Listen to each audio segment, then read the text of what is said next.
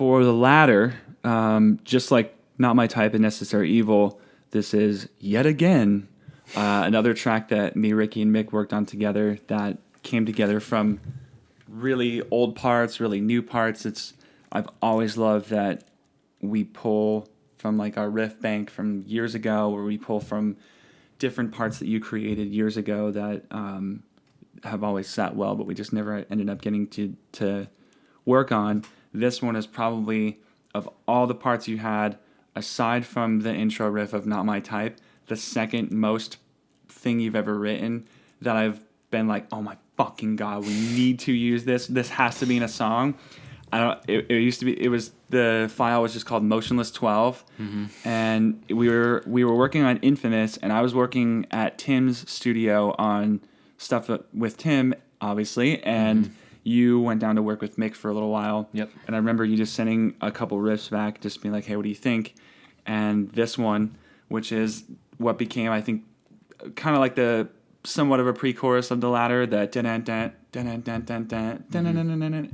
that part.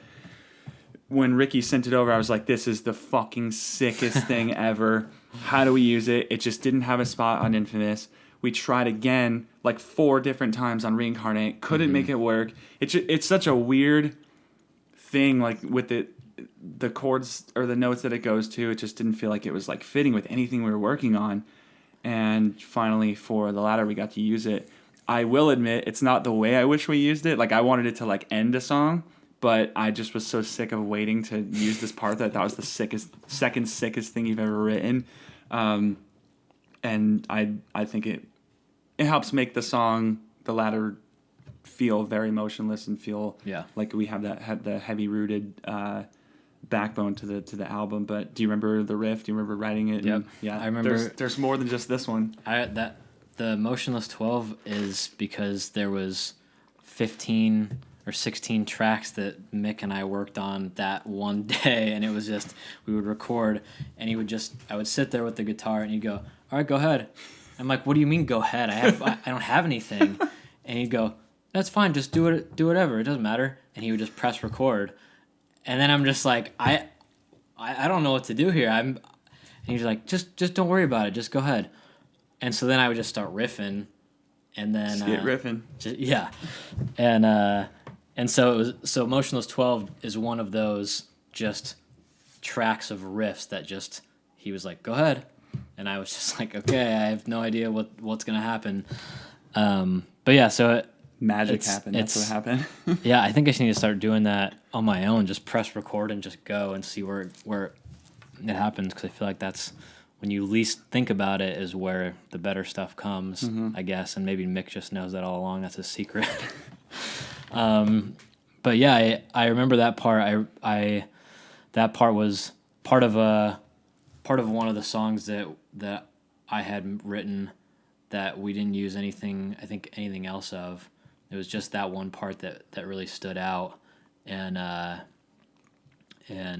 the intro verse section was something that I had written way like before Creatures, I think. Yeah. And